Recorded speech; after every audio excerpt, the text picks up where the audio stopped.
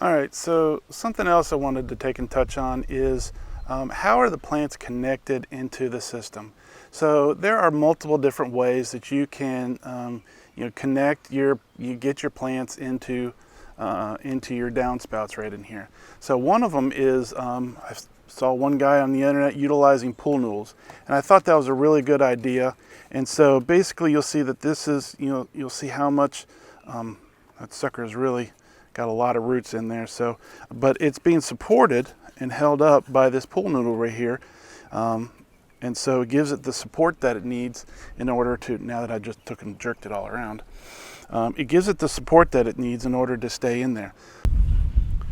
So over here we have a little bit of spinach. And so this spinach right now is it's in a net cup. And so it was planted into the net cup, and it has perlite in it. A lot of times people will use perlite, which is ground up lava rock. And so you can use perlite, a little bit of vermiculite mix, and then put it in the net cup. It starts to grow. You can take and bring it out here and put it into your system.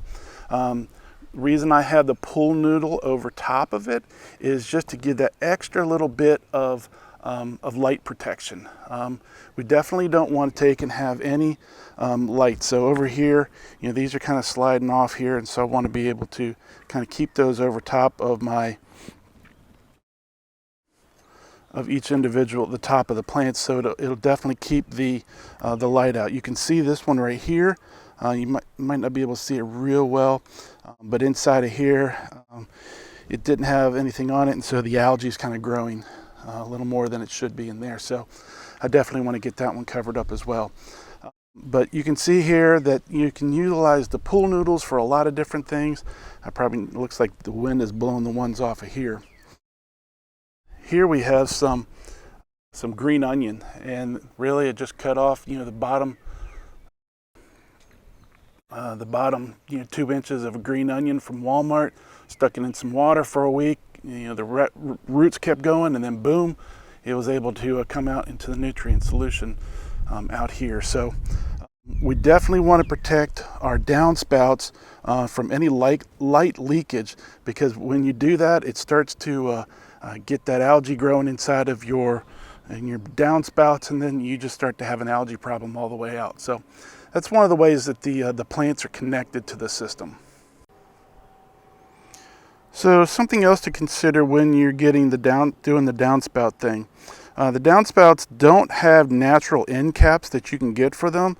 There are some other people out there that are trying to make them with 3D printers and those types of things, but a great way to be able to do them is basically you just take and get either a heat gun, or I actually have a little bit of a torch, and where you just heat this up and you basically just fold it up inside of itself.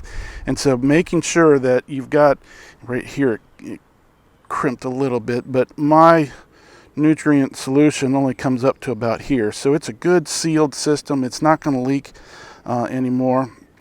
And so you just fold this up inside of there. If anybody's interested in having me show them a video how to do that, feel free to make the comment in there, and I'll take and do a video real quick on how to take and fold those up in. But yeah, there's multiple ways to be able to enclose the ends, but the heat and folding them up in, not a bad way to go. Now, something else that you might note is that you see the bar across the top there. Why is that there? Well, this year we had a really warm winter, and it was starting to get into the 60s, the 70s in February, and so I got a little excited and started to move some stuff out. And so, but the problem was all of my days of freezing temperatures were not behind me. So what I did was I created a little bit of a covered greenhouse, and I'll show you the pictures of those. And you can see in the greenhouse covering, basically I took PVC, polyethylene, plastic covering, and just covered the whole thing all the way over, trying to keep it off the plants as much as possible.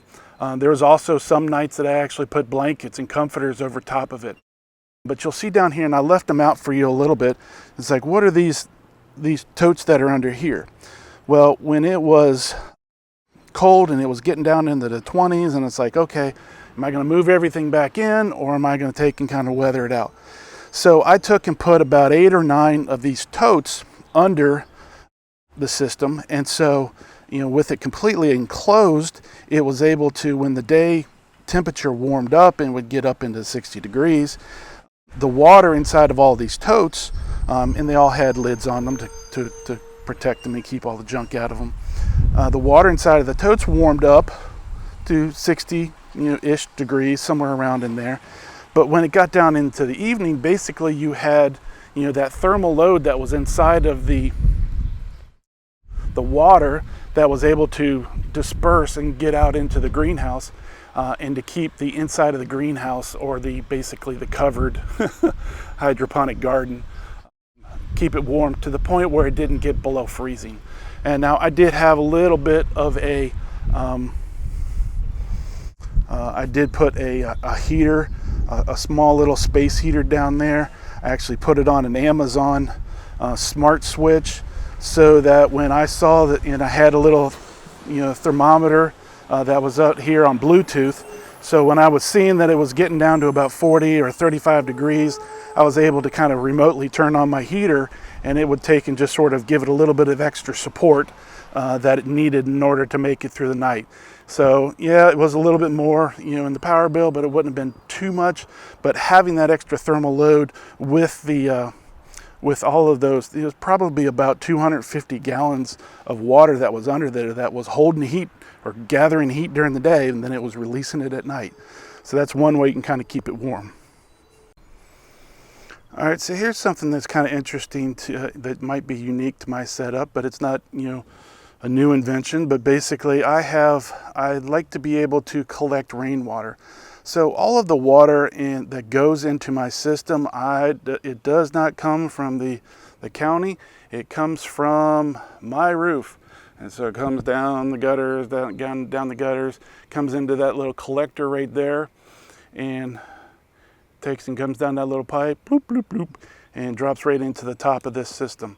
And so all my 4 of these blue 55-gallon drums are all connected on the underside of them, so that basically it's one 220-gallon system. And so I have one place right over here where it's one downspout. Can't see it real well. Oop. Basically got one downspout right here that I'm able to take and open that up and dump it right into my basin right there. Last year I was hauling 5-gallon buckets up the stairs onto my porch. Didn't like that a whole lot, but this was definitely something that was working out really well for me, to be able to create this system right here, 220 gallons. So when later this summer, when it starts to get really hot out and it stops raining as much, I'll have a lot of extra water supply to be able to water my plants. If it completely runs out, obviously I've got the city water to be able to dump into it. But I really like the idea of just doing everything with rainwater. It's free, don't have to pay sewage on it, and so it's really good for my plants, and they really like it a lot. So that's where I get a lot, all of my water from my system. All right, so let's talk a little bit about the water system. Every hydroponic system, it lives off of the nutrient solution that we take and give it. The plants, they get, if they're in the ground, they're getting a lot of their nutrients. They're pulling it from the soil. They're getting their rainwater that's coming in there. When you've got a hydroponic system, they are dependent upon you for all of their nutrients, all of their fluids. So here's our basin right here that everything goes into or comes out of. Inside here, we have a nice little water pump that is pumping everything out into this manifold right here. Then the manifold is kicking everything out through each individual line into each individual downspout. It's going down to the end It comes up to its preset level because of the little risers that I have inside of the downspouts right here. The overflow goes into the overflow, it comes back the return pipe and back into this system here. This is nice and full right now because I just added more nutrient solution today. Made sure I checked my pH, my EC, my electrical conductivity, making sure all my nutrients are where they need to be. And so we'll talk about that a little bit later. So another thing you'll see, this is kind of bubbling up here. Plants need oxygen. And so by having an air pump in the system, it definitely helps with, creating more oxygen, oxygenating the water, giving the plants that much more oxygen that they need to grow. So I've got my air pump right here on the top. I still need probably a better place to put it, but it's sitting on top of a piece of wood, so when it does rain, it doesn't get soaked or anything like that. So real simple setup with the nutrient basin. Got my water right here. I got filters on it. All wherever water is returning or going into the basin, I want to take and make sure that it's filtered so that it's not getting a bunch of leaves, a bunch of junk, and a bunch of other stuff that's going to be taking and clogging up my pump. I do have a filter bag around my pump to get a lot of the junk out, and I clean that about every week and a half. So that's the basin, and that's how everything works to get water to our plants.